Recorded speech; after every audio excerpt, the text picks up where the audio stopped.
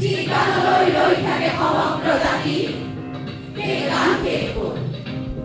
যি গানৰ দোলাতে আছে আমাৰ বহাগ সেই গান শেষ হ'ল এটা গান শেষ হ'ল যি গানলৈ ৰৈ থাকে সমগ্ৰ জাতি সেই গান শেষ হ'ল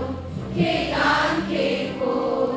যি গানৰ দোলাতে আছে আমাৰ বহাগ সেই গান শেষ হ'ল সেই গান শেষ হ'ল উপচি আছিল গান গানতে লক্ষ্মী ধান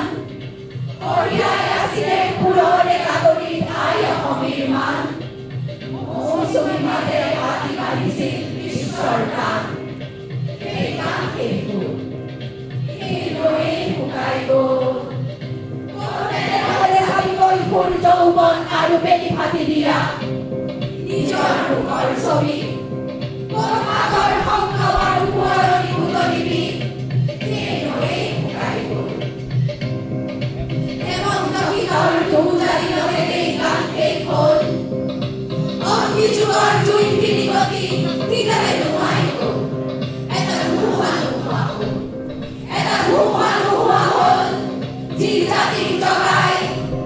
অসামান্য প্ৰেৰণা একেলগে প্ৰস্তুতি আখৰা কৰাই সেই ধুমুহা নোহোৱা হ'ল গানৰ বিদুল দেশ জ্বলি জ্বলি ৰ'ল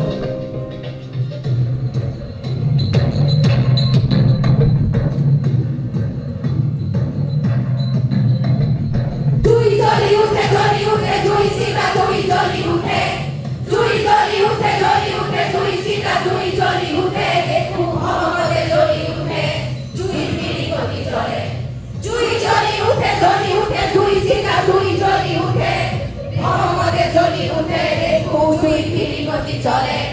নিদুল গানৰ দেশ জ্বলি জ্বলি পুৰে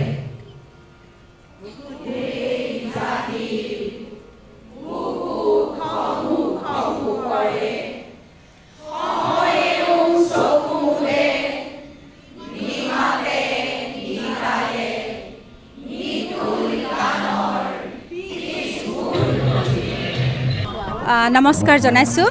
অসম আবৃত্তি আৰু সংস্কৃতি পৰিষদৰ সৌজন্যত ডক্টৰ ভূপেন হাজৰিকা দেৱলৈ ডক্টৰ অমৰজ্যোতি চৌধুৰীৰ মৃত্যুজিনাৰ গান কবিতাৰে শ্ৰদ্ধাঞ্জলিৰ শুভ আৰম্ভণি অনুষ্ঠান আমি আজি পালন কৰিছোঁ সমস্বৰে আমাৰ 1000 শিল্পীয়ে এই কবিতাটো আবৃত্তি কৰিছে আৰু পৰৱৰ্তী সময়ত আমি 4টা পৰ্যায়ত এই অনুষ্ঠানটো কৰিম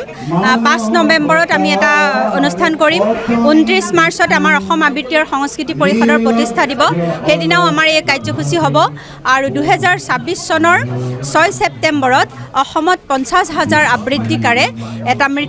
মৃত্যুজিনাৰ গান কবিতাটো আবৃত্তি কৰিব এয়া আমাৰ বাবে সৌভাগ্যৰ কথা আমি এই শ্ৰদ্ধাঞ্জলি অনুষ্ঠান আমি কৰি আমি আবৃত্তিক আমি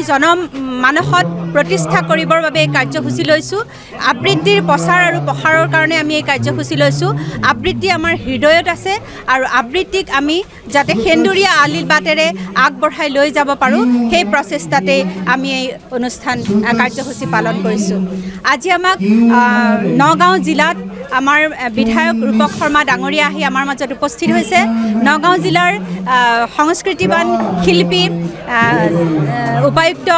দেৱাশিষ শৰ্মা ডাঙৰীয়াও আহি উপস্থিত হৈছে লগতে ৰাজ্যিক কমিটিৰ বেদব্ৰত দেৱমিশ্ৰ ডাঙৰীয়া আহি উপস্থিত হৈছে ৰাজু শইকীয়া উপস্থিত হৈছে লগতে আমাৰ ডক্টৰ কুসুম